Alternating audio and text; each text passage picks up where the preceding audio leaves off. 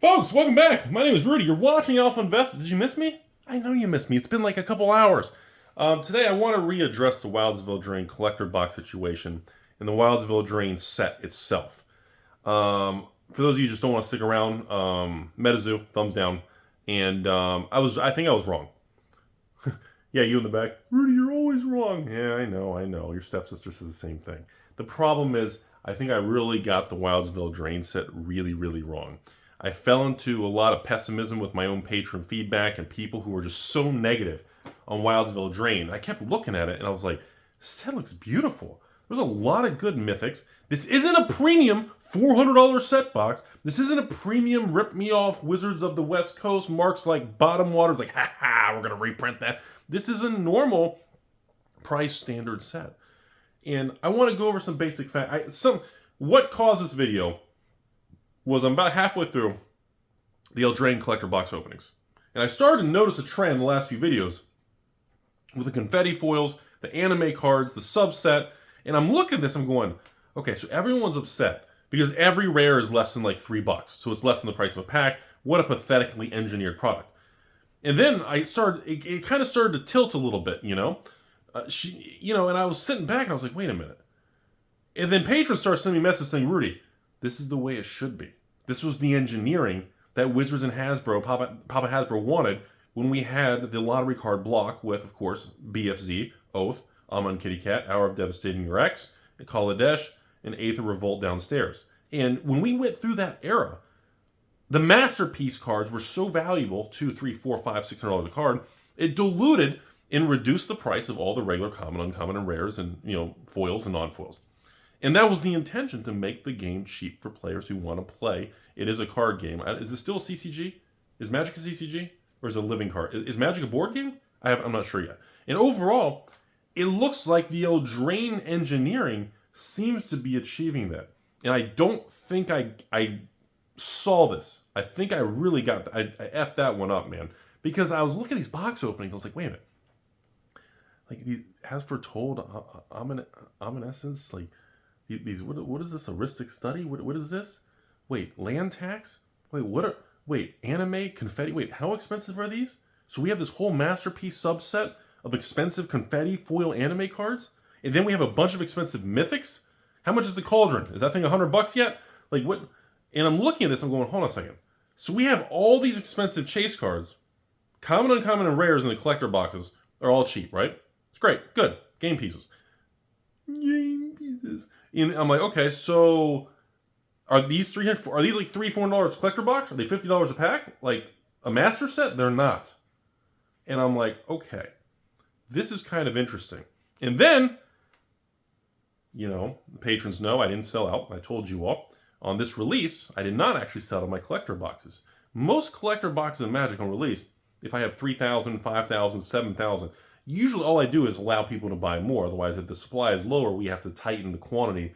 If we have a low supply of a product, instead of allowing people to buy up to a case of 24, we have to cut it down to like a mini case of 6. If the supply is real bad, we got to do limit 1, or we have to adjust that based on the supply side. But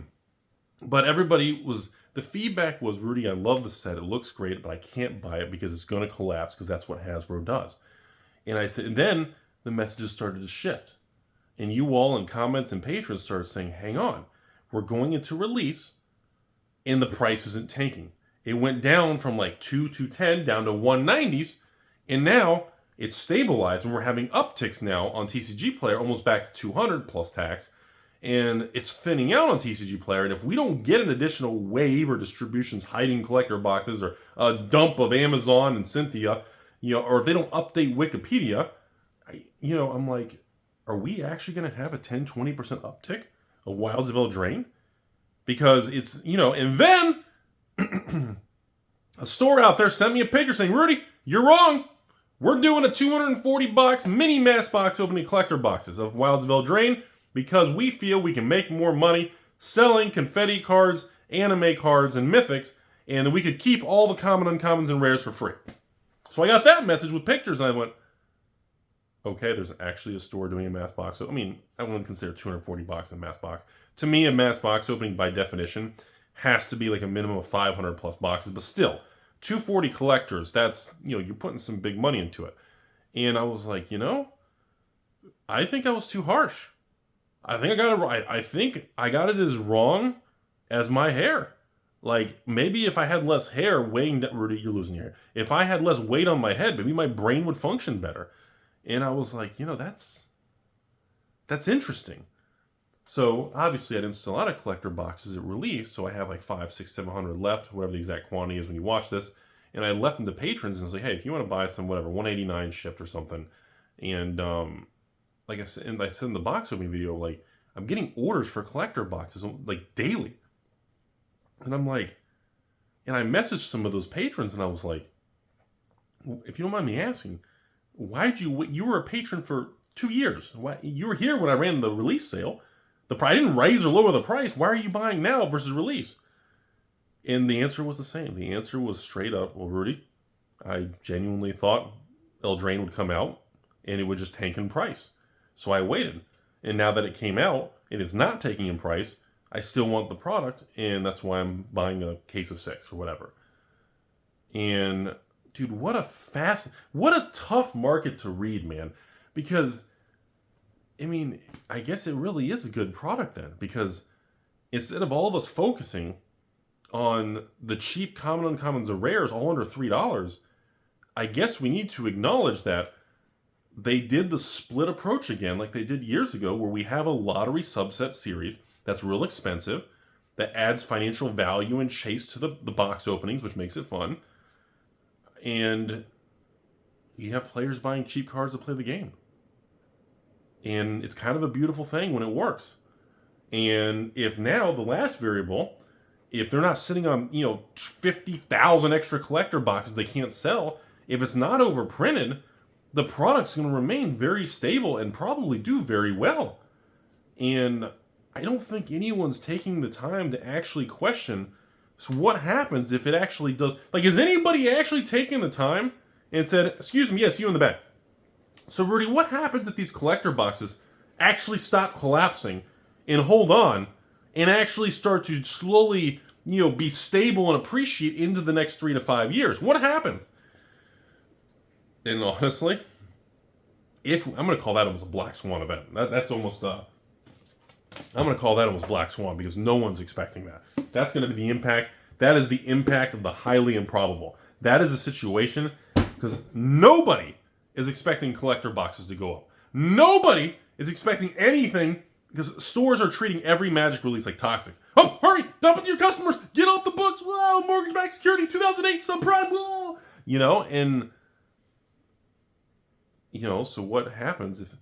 Well, in my opinion, what happens is, if we start having releases in Magic that stop coming out and collapsing, it's going to cause a lot of abrupt behavioral changes because no one's prepared for it.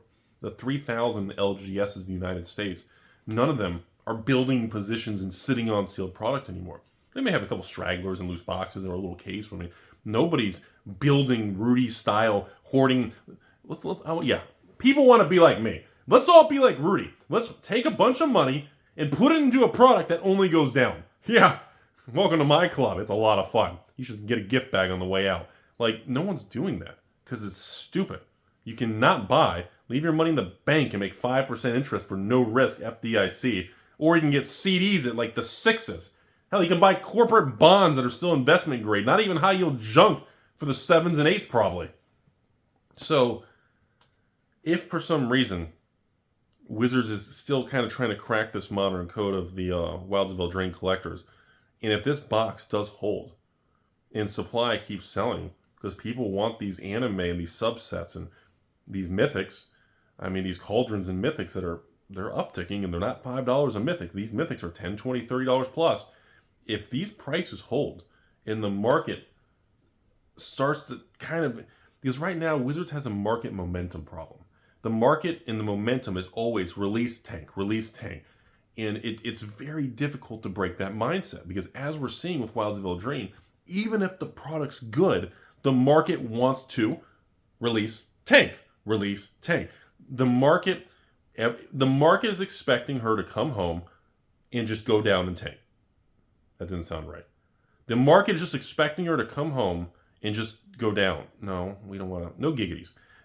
Anyways, but eventually, if that trend is broken, I'm not sure the market's even ready or would know how to react because nobody's expecting it.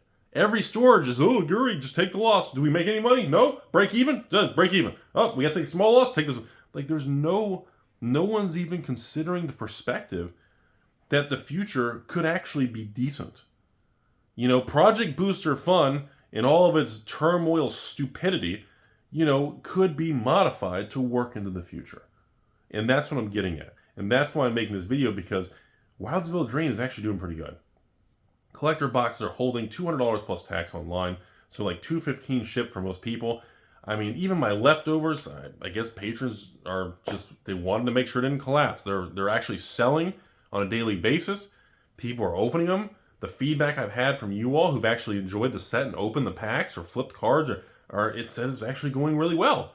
And I did not anticipate, and I have not discussed that. So that is what the point of this video is. And it'll be very interesting to see what happens moving forward.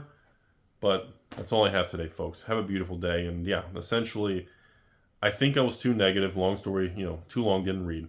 Long story short, I don't think any of us are giving enough credit to Wilds of Eldraine. Yeah, I know Hasbro sucks, Mark Rosewater, we're never going to reprint, Cynthia, Philip Morris, Amazon dumps, Magic 30, but, Wilds of Eldraine is a good product. It's beautiful. It has hidden chase cards of extreme value. It's fun to open, and people are happy with it. Now the only thing left to determine is, did Hasbro print it to the dirt where it's going to be worthless, or is it actually going to remain stable? That's the only variable left. Other than that, it's looking pretty good. Have a beautiful day, everybody.